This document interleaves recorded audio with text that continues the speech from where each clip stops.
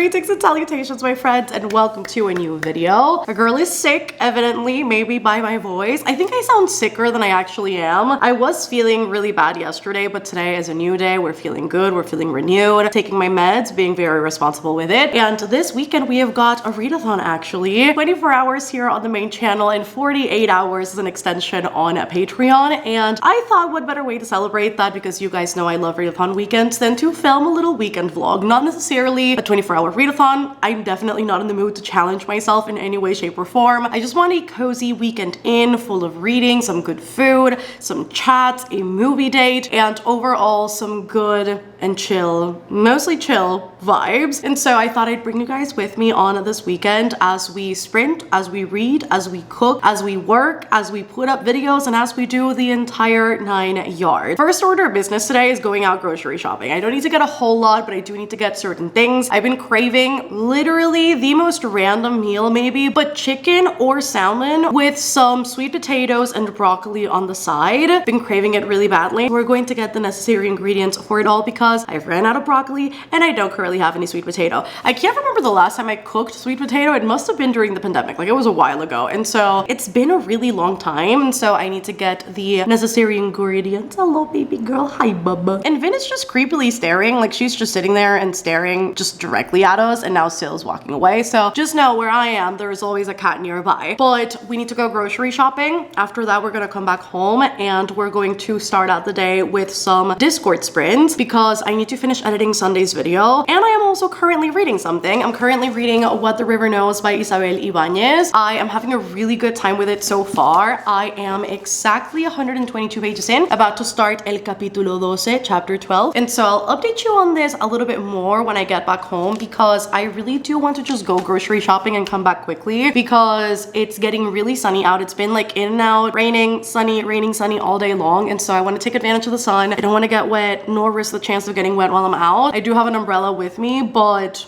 you know, it's just what it is. And rest assured, it's not the vids. It's a combination of me being exhausted and the change of weather giving me a little bit of the common cold. No coughs, no sneezes, no fever. It's just this and feeling really tired. Let us go out, let us fetch the necessary implement for our foods and maybe fetch a snack or two for the weekend because my pantry is looking mighty sad, and I will catch up with you guys as soon as we come back and it's gonna be a great time. Here I am trying to get my shoes and Vin is just hyper fixating on this little fish. I don't know what these fish have. These were part of some One toys and I just cut the fish away and now she's just hyper fixating on it. This one, and she also has a pink one. She absolutely loves these. Catch the fish. Yeah, wow! What a menacing cat. All that to say, we have got these shoes for the day, and we also have our bag of the day. Look at the little sushi hand sanitizer. I love it. And we're about to go out, and Vin doesn't want us to leave. Vin, do you want me to go to the grocery store? That silence is a no.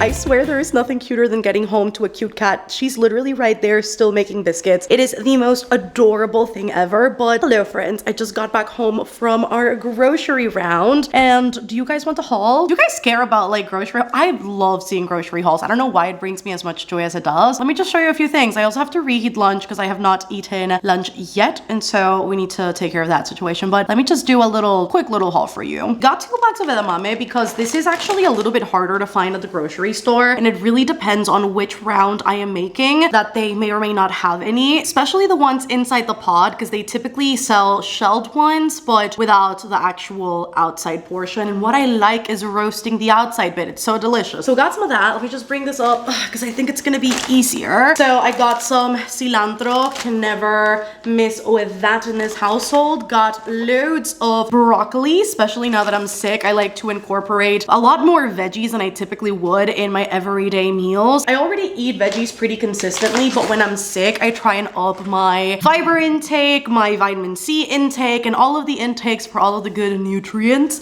So got some salmon as well. Then I got some Brussels sprouts. These produced with some white wine vinegar. Listen, it is elite, so I love that the absolute most. Got some sweet potato, obviously, to go along with the broccoli, so got that. Then I got a little container of watermelon because it's so delicious and I wanted some watermelon. I got some guac because it makes for a great snack during the actual readathon portioning of things, which alongside that, I also got some Sanissima chips. These chips are so good. I absolutely love these arepas. They're made out of yuca, cassava, depending on where you're from. They're filled with mozzarella cheese. So good with some eggs or some chorizo. Delicious, which brings me to my next point. I absolutely got some chorizo, so next order of business. Got a thing of chicken, got some manchego cheese. Got these chips right here. I've never seen these. These are the Boulder Canyon thin and crispy chips. I think the reason why they called my attention, one, it's made with avocado oil. My stomach likes those a lot better. And then also cheddar sour cream. I've never seen this flavor here for other chips. Got some things for hot chocolate because I don't know, I started craving that when I was at the grocery store. Got some red pepper flakes so that I can make a little chili crunch moment for Dia de Mame. Got oat milk and oat creamer, standard stuff for coffee. I got some oatmeal cookies. Can never go wrong with those. Absolutely love that when I'm feeling like something sweet. And some Kleenex. Can't ever go wrong with that, especially now that I'm sick. I definitely need it. So that's the little grocery haul. Thank you for coming along. Now let's store this all away and let's reheat food because a girl's hungry. Hungry.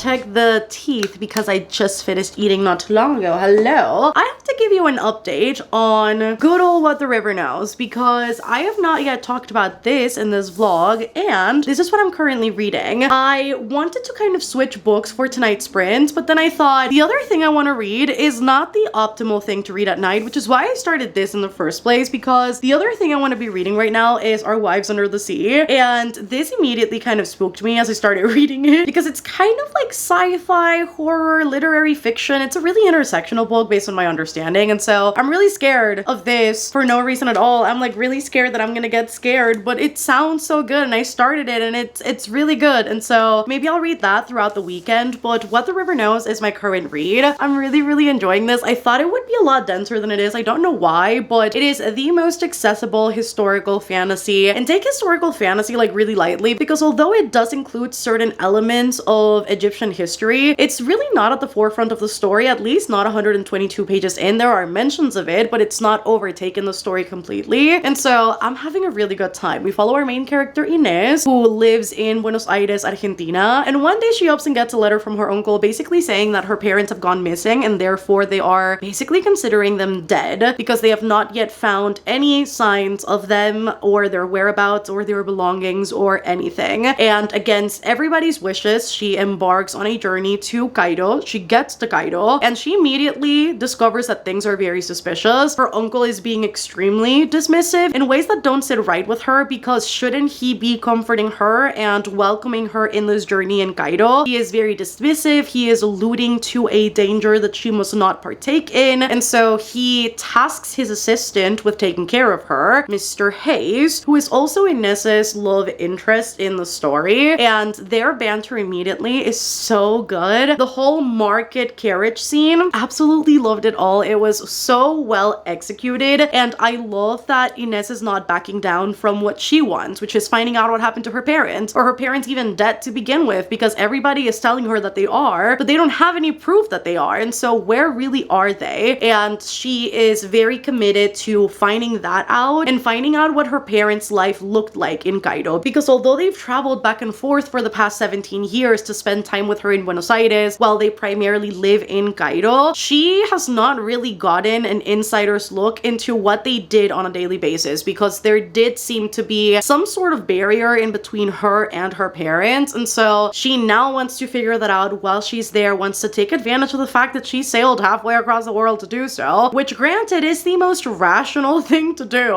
And her uncle definitely doesn't want her there. He's ready to send her back home, but she is ready to stay and figure things out. And I really love the way that she challenges Hayes in the story so far, because as her uncle's being mandado, like we say in Spanish, he's the guy that will do what he is told, at least seemingly so far, allegedly in the story. He is tasked essentially with convincing her that she needs to go back home, but also tasked with her safety. And she's like, I don't care what you're tasked for, boy. I don't even know who you are. Do they even know you in your own home? I don't care, because I am going to find out exactly what's happened. And if you cannot sympathize with me being in absolute distress over my family, then what are you doing here to begin with? Because I didn't want you here in the first place. So I love that right from the get-go, she is a no bullshit kind of person. She is telling things straight as they are, and he really likes that. You can tell he likes that banter. He likes her standing up for herself, and he does seem to kind of know more than he is letting on. I just don't know to what extent he does and what exactly has gone on behind the scenes that allowed her parents to go missing, or for this entire situation to be as suspicious as it is. I really do think the uncle is evil. I could be wrong, I could be right. I don't know. I don't know where things are headed. I don't know what's going to ensue, but trust that we are going to find out together this weekend, because I really want to finish this. I have not read a single page this week so far because I have not been necessarily in a reading mood. I have been much more so in the mood to get work done, to catch up with work, and basically do all of those things. And so I've not picked up a book in about a week now. Not the end of the world, but I would love to cozy down this weekend and read, given obviously the current circumstances of being and feeling sick. For right now, I am not going to sit down and read, but rather going to get a little bit of editing done. I know, it doesn't sound so interesting in the grand scheme of things, but I do have to get some editing done before I actually head into the reading. Because we have sprints tonight, I'm not too pressed to get all of the reading done right now. Would I love to start reading before the sprints even start? Absolutely yes, but it'll all depend on how the editing goes. So I'm going to fetch my laptop. Look at this little baby. I just love her so much. She's the cutest baby in town. Anyways, before I jump into anything else, let us make some medicine tea. I love that I keep switching back and forth between the office and the kitchen.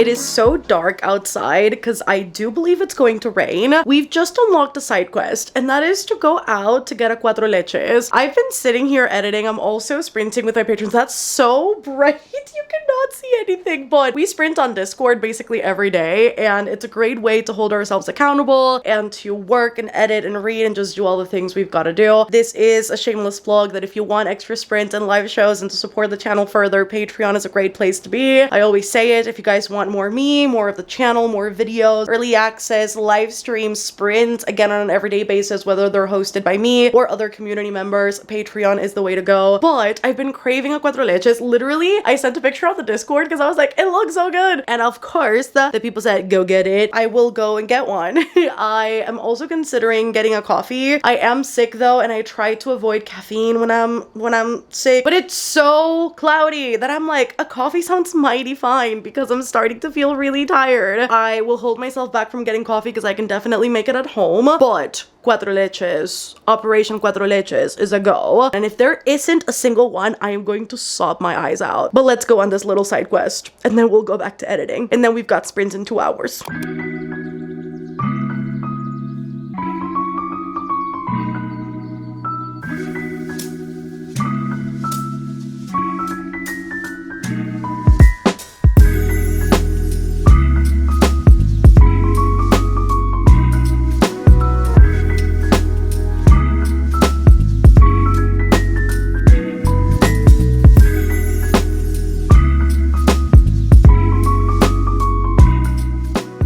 Just just have to report back. We've got El Cuatro Leches. The side quest went swimmingly. I am currently sprinting with you guys, enjoying El Cuatro Leches. It's amazing. We were discussing what we theorize the fourth milk is here. I think is El Dulce de Leche. I think that's the fourth layer of milk. I feel like I should know this, and yet I don't. But I feel like common sense. Leche milk, dulce de leche, dulce de milk, maybe. Listen, I feel like it makes sense. And I've been reading What the River Knows. I'll come in with like a proper update once I finish a few more chapters, because there are some things I definitely want to say that I'm loving. But I'm in the middle of a chapter right now, and so it feels wrong to come and update you in the middle of a chapter. So I'll be back. The lighting is really moody. It's really dark. But one, I'm about to go take off my makeup because it's that time of day. It is currently 11:21 p.m. I'm still sprinting with you guys, but this makeup needs to come off because I also think that's gonna be a good little refresh so that I can keep on reading for a few more chapters and not fall asleep. But I have gotten to page 207 of What the River Knows. I'm about to start El Capítulo 19, chapter 19, and it's really, really good. It's definitely slow going in its plot progression. There haven't been any reveals or twists so far. We just know that Inez's uncle Ricardo is definitely in the search for something. We just don't know what that is. We can infer due to certain elements of the plot so far that it is something relating to Cleopatra. I don't know if they're looking for Cleopatra's tomb specifically, because we know that historically nobody has been able to find that tomb, and she did warn people before she passed of no man would ever be able to find my tomb, and so I don't know if that's specifically what they're after. There does seem to be the element of maybe dealing in some illegal operations in terms of her uncle specifically, and there definitely has been the illusion as well that her parents and her uncle did not get along and disagreed a lot when it came to the business, and so there's also that element going into the story. And then obviously Inez speculating that her uncle has something to do with her parents' disappearance, which is not that far-fetched from what I believe too. I just don't know to what extent that will or will not show up into the story. A lot of bonding moments between her and Wit, which I love. Wit definitely has a soft spot for her, and after hearing about a little bit, just a tiny little bit, about his backstory and who's kind of waiting for him back home and who basically motivates him to do this whole thing, I can't wait to see how that vulnerability and sensibility continues to show up throughout the story, because any of Wit's and Inez's interactions are just so absolutely incredible. From the Nile scene to the he makes her a plate of food scene, to then the one where the sand is basically attacking the ship. If you know, you know. I was out here losing my goddamn mind, because it really is the small things, which is why I love slow burn, because it's never this overt, oh, I want to be with you, oh, I love you, oh my god, yes, baby, let's do all these different things. It's more so about this slow progression that kind of shows a lot in those acts of service and in those bonding moments, in those really great conversations. So I love the slow build towards something, and this book is doing it so incredibly well so far. And then obviously the banter between Wit and Inez is so well done that it is always a joy to read, because they definitely keep each other on each other's toes. I forgot to mention one of the aspects of the book that so far has not shown up a whole lot, but that definitely has some sort of sway over how the story goes, which is the magic system. It seems like the magic system in this book is definitely focusing on the type of magic that is done very mundanely. So we're talking about maybe, you know, santeria or closed practices or witchcraft as we know it, specifically in Latin or ancient civilizations as well. And so specifically in this book, it seems like magic does leave a trace, which is not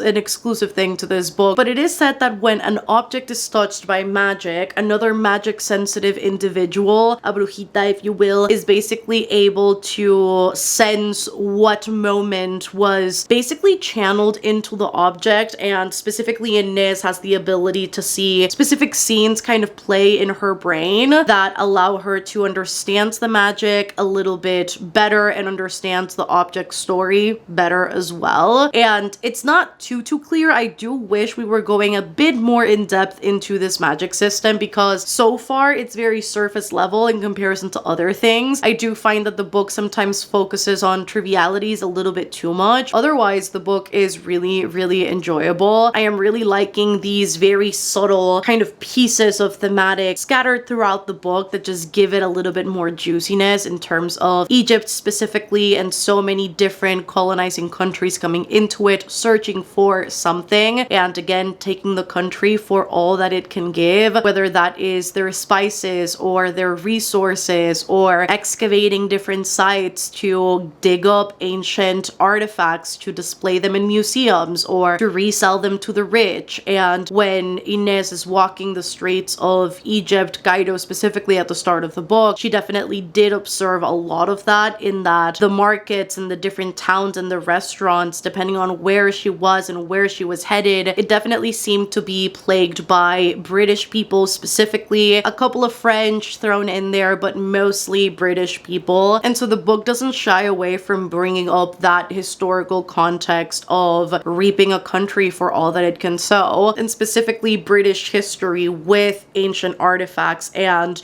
exploiting them for their own benefit, for their own financial gain. Don't we know that it's a strong critique we've seen with the British Museum for digging up sites that they really shouldn't, and instead of grabbing that country's property and returning it to them, or just putting it right back where they found it, because there are definitely things they have found that they shouldn't have touched, they instead have taken that and displayed it in the museum. And so the book definitely doesn't shy away from mentioning all of those tidbits, which I definitely appreciate given the context of it all. But those are all of the updates I've got for now. I need to take off this makeup because I've had this on for 12 hours now and I'm starting to feel bothered by it. So going to take this off, going to refresh and reset a little bit, blow my nose because it definitely needs some decongestion at the moment, and we'll keep on sprinting and hopefully get a little bit further into the book. I have 13 minutes left of this timer, so makeup comes off, we'll do another sprint, and then after that I'm probably gonna wrap it up because I am starting to get tired. I feel like death itself, and I probably look so rough right now, and you know what? I feel it. I don't know who told me it was this great an idea to sprint for so long yesterday, but I literally woke up today and I'm gonna need like 3 business days to recoup.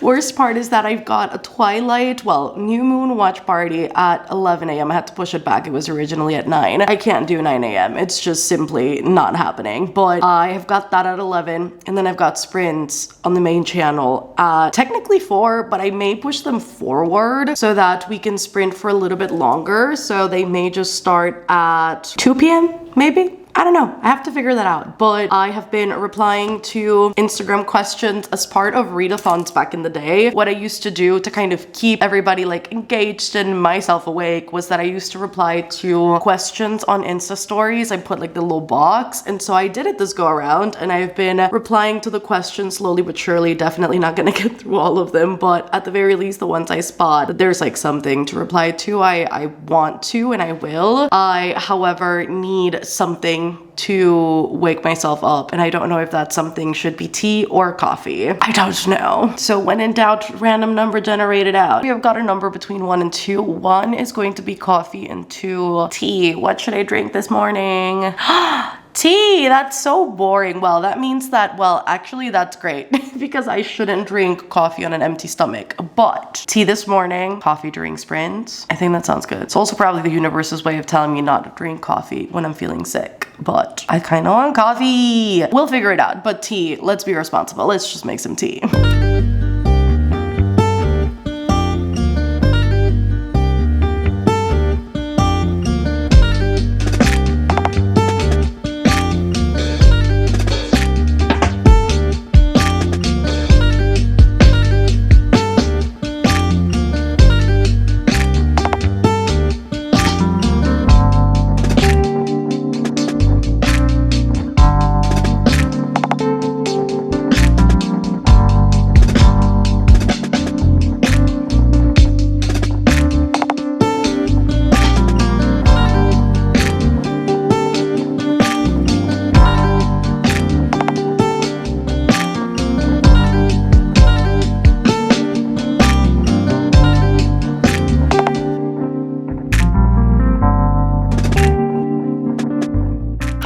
haven't updated you all day long. I've been gone. I've been doing things, but now we're here. Hello. The hair is hairing, but in like a really haphazardly way. Hello. Welcome to a good old update. So I made breakfast. I ate breakfast while I watched New Moon with my patrons. That was a good time. You know when you don't realize how silly movies and TV shows are up until you watch them with other people? It kind of did break a fourth wall, but it was fun.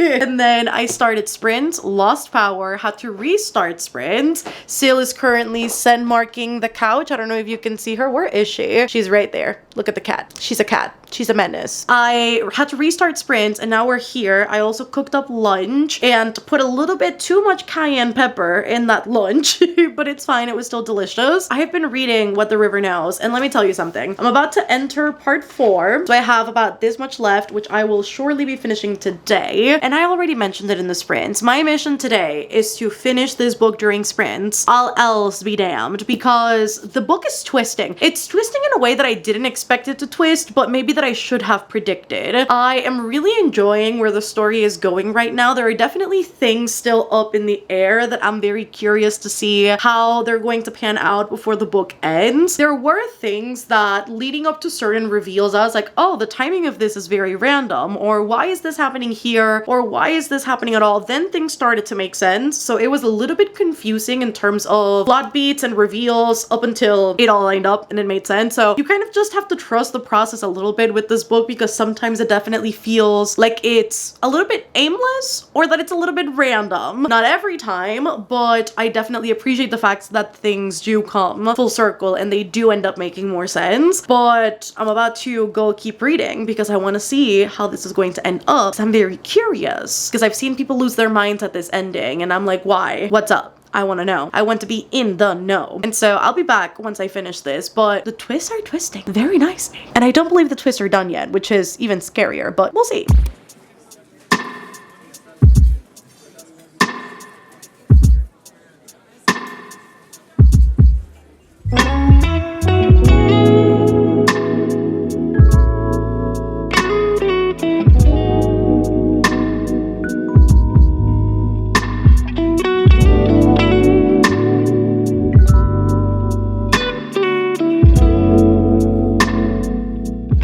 Girl needs to unblock her nose desperately. I'm starting to feel a migraine settling in because my left nostril is particularly blocked, so I definitely need to do that because the tension headache up here is really starting to bother me. Right now, congestion is to its highest point, but I finished What the River Knows, and with that I also finished sprint. It was a lot of fun sprinting with you guys this weekend. I always love doing it, and I managed to finish this, which was the plan, to not stop sprinting up until I did. I need like 5 business days to process that ending though, because it could mean so many different things and I'm trying to figure out what exactly it means, but the ending was really, really good. I definitely think there were points that the book flowed better than others and where the information was presented a bit better. Sometimes it felt so scattered and that so many things were happening at once. And I mean, there is a tone of chaos for certain scenes. I love that Vin is right here. You can see the little butt and the little tail. There are definitely moments of chaos in here, which I definitely think is displayed in the writing style when things get really scattered. It wasn't my favorite thing though, and so while there are many aspects of the book that I love, there were aspects that I didn't necessarily love just in terms of execution. There are huge moments in the book that I don't think are given the importance that they deserve, but it's mostly because the characters, and mostly Inez, is going from thing to thing so quickly, and again, everything is so chaotic that there's never really a full moment to settle into it, which I do think is like part of the dynamic because it is supposed to feel that way, but I didn't particularly vibe with that whole aspect because it makes certain important moments feel kind of glossed over. And so I do have qualms with the book a little bit, but I think overall it was fun. I'm thinking like a 3-star. I'll put like the proper rating up here on the screen and you'll find out honestly by the time that I do. So editing Mel will take care of that because right now I'm super torn on it, but it was a good journey. It was fun. It was just not as great as I was expecting it to be. The overall experience, super easy to read. It was a fun read. It was super adventurous and engaging, and the dynamic between Wit and Inez was obviously one of the highlights of the book. It was fun, and sometimes a fun book is all you need, and it was definitely what I needed in this time of sickness. Now that we're in the office and I'm about to show you this, let me just unblock my nose real quick because the pressure headache is really starting to pressure and this is not fun. Oh my god.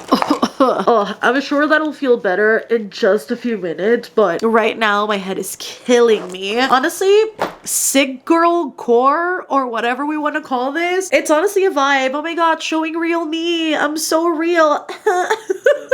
My head right now doesn't feel too good and I should probably take my glasses off to see if that helps the pressure headache a little bit. But let me show you what my May TBR looks like at the moment, because we still have some leftover books that we have not read yet. So I just put What the River Knows in here, turned around. I turn around all of the books that I've already read. I feel like I'm missing something here and I don't know what that is. Oh, Indigo Ridge, because it's out in the living room. But yeah, I finished 1, 2, 3, 4, 5, 6 books with Indigo Ridge plus 2 manga volumes that weren't even in my TBR. So far we have finished 8 books in May, which I think is fantastic. And we still have 5 left over. One I for sure know I'll be reading next week, which is Butcher and Blackbird, because Liv and I are reading this together on some reading sprints, because this is our Lou Fantasma pick for Patreon. So that's going to be a lot of fun on Friday. And then after Butcher and Blackbird, my other book club pick, The Reappearance of Rachel Price, I also need to read this upcoming week. And I know I for sure will, because I want to have it done before the month is over. So that basically leaves 3 choices to start tomorrow, which is One Dark Window, Painted Devils, and then Our Wives Under the Sea. And the book that I've been meaning to start for a while that I haven't, because I always get scared, is Our Wives Under the Sea. And it's because I always start it at night. And so I feel if I start it tomorrow, because I'm going to be sprinting with my patrons since 9 a.m., it's bound to be a good time, because I'll be starting it throughout the day. And it shouldn't be nearly as spooky because it's daytime. So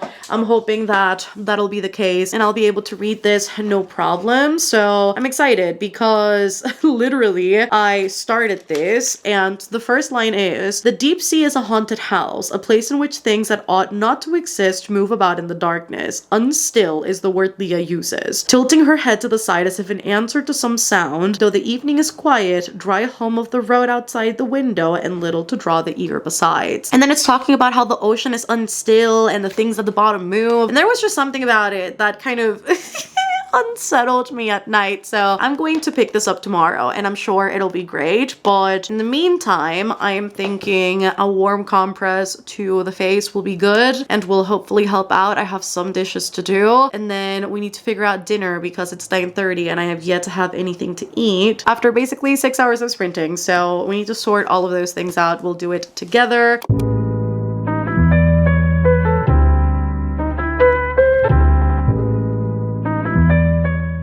Good morning, friends. Or shall we say, good morning, Baltimore. Or the Lorax song, good morning. For realsies, good morning. I'm about to drop you guys off in the office because this is where I hide my camera from the dangerous cats. And I am going to head out to the deli. Good morning. I'm exhausted.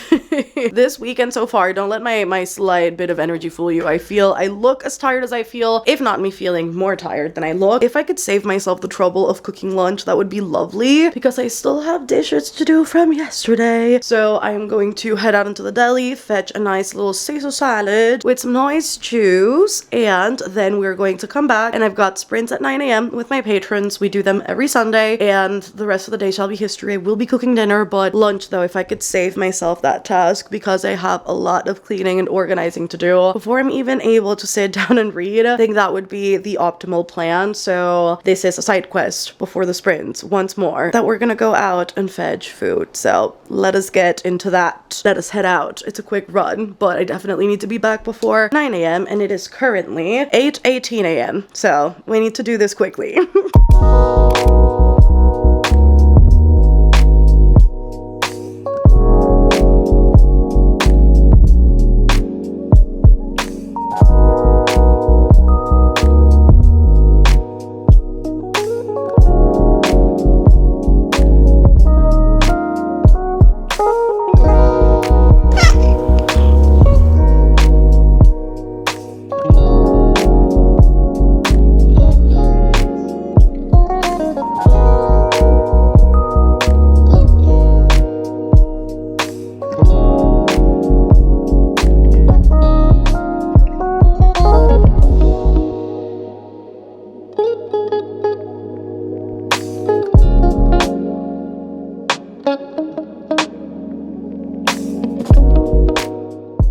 I think I have decided I do indeed need to make myself a coffee. I had a tea with breakfast, had that. I've started sprints. I've been sprinting. As you saw in the B-roll, we organized everything, but I do think I need coffee. And so I'm hoping that it doesn't mess me up, because if it does mess me up, it's gonna make it worse, and I don't need it to be worse.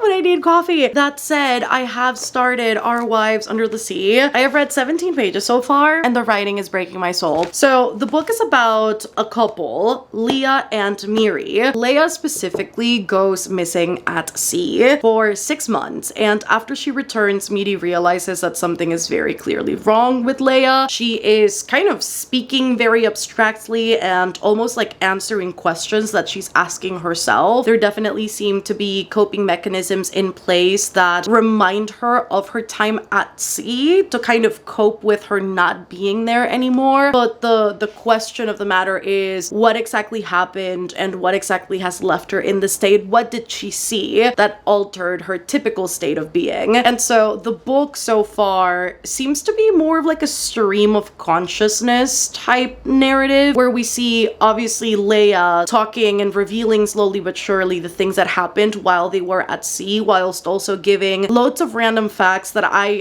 assure you and myself, it's probably relating to her job and that whole aspect of her life. And then also Miri reflecting on the times where they met, they dated, their relationship before Leah was lost at sea for a while. I love that I pronounce her name differently every single time. But just listen to this. All of this is easy enough. At close range, bright flashes, a relationship borne out by evidence, the bits and pieces that make it a fact. What is harder is stepping back far enough to consider us in the altogether, not the series of pictures, but the whole that those pictures represent. I don't particularly like to do this. Stepping back too far makes me dizzy. My memory, like something punched, reeling about with its hand clapped over its face. It is easier, I think, to consider the fact of us in its many disparate pieces, as opposed to one vast and intractable thing. Easier, I think, to claw through the scatter of us in the hopes of retrieving something, pulling some singular thing from the debris and holding it up to the light. So in pieces, then, a long time ago, we met.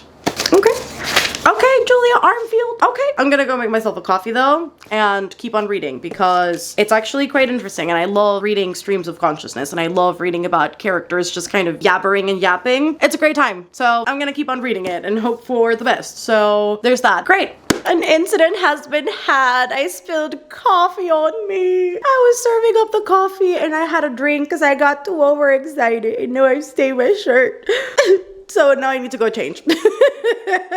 And I've also talked to Mama Reeds, and you're gonna see the washed out windows. It's gonna be fine. Mama Reeds is coming over today, so I will be cooking tonight for us both, and we'll be having a great time. So that's that. She also gave me an update because she's currently watching Scandal. Got her into it because she's never watched it, and she was like, oh my god, I want to watch it so bad. It looks so good. I've been told amazing things. I'm like, girl, yes. I've watched this show twice now, and it's so freaking good. And so she started it with her partner, and she is absolutely obsessed with Scandals. Need to find another shirt to wear because this is the situation.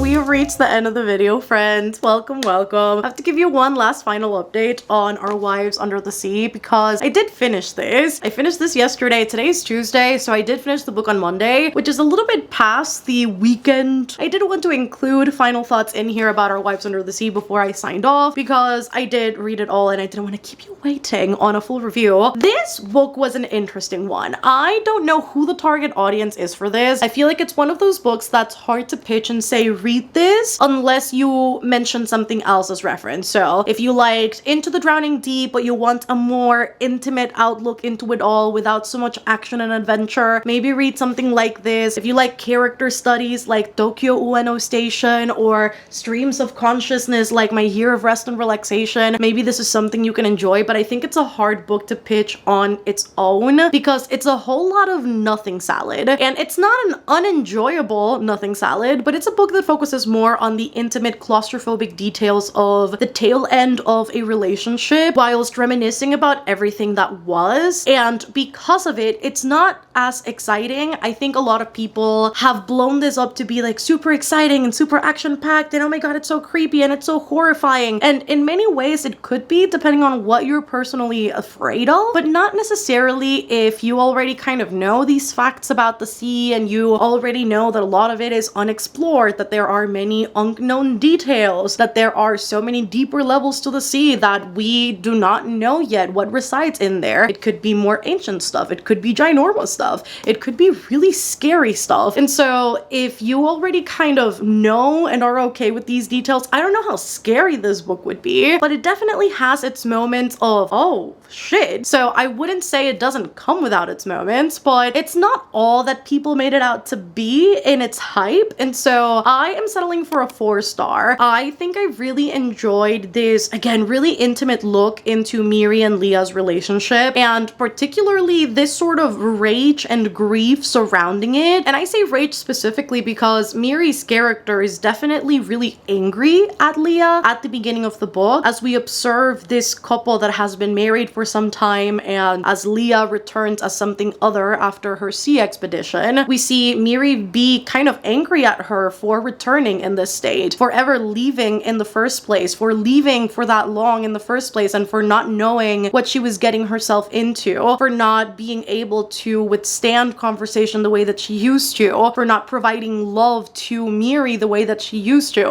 And there is so much anger in Miri because the relationship is not what it used to be. And so in many ways, the book is observing a relationship that is reaching its inevitable end before it's fully really over. And I think we've all been through it to an extent, whether it's in friendships or relationships or some sort of interpersonal anything that needs to come to an end, where you're mentally checked out and you already know that things are not the way that they used to, but out of a sense of respect and love and appreciation for this person and everything that existed before things are the way they are now, you kind of stay with them out of this sense of almost responsibility, which is what we see with Miri and Leah. Miri stays despite all of these different circumstances because she knows that otherwise it's going to be so much worse for Leah, probably. And seeing her journey from anger through, I guess, like all of those different stages of grief down to acceptance and almost this sort of reckoning of love at the end, and really embracing the journey for what it was very heartbreaking. And we see all of this journey through even her analyzing her relationship with her mother and her relationship with grief when her mother did pass, and her relationship with her friends and how everything has seemingly shifted, not only from the moment where she got married to Leah, but also from Leah going missing to then coming back. And we see how this entire ecosystem, and even down to the people's insensitivity around her and their lack of understanding for what she's going through, also affects the way that she views this particular dynamic in the relationship now. And then on the flip side of her POV, we also see Leah's POV as she is adrift at the bottom of the sea, and she's got no idea why things are happening the way that they are. And this whole occurrence happens very randomly. The ship is working perfectly fine, the submarine is in perfect condition, they made sure of that before they left, but things just turned off. They just turned off, and everything's working, but it's not working the way that it should. And so in many ways it raises the question of, is this just an anomaly? Is this an accident? Is this an abnormal situation we are going through? Or was this on purpose? Is the experiment that we are carrying through observing life underwater in terms of us seeing other creatures, or is the experiment us? Are we the experiment, and are we the life that is being observed under the sea? And so the book is so open and so ambiguous on so many different ambits that most of it really is up to audience's discretion and audience's interpretation, which I really do love, because I think everybody will interpret the book differently, and yet there likely will be a lot of overlap. Definitely one of those books that makes you think a lot as you are reading it and as you are coming out of it, because I know for me, while the book was not necessarily exciting, because there's not a whole lot of exciting, thrilling stuff happening, as I came out of of it, I think I've had to think about it more than maybe other books to kind of figure out what my rating is going to be. And even just that struggle right there on an authorial intent manner, to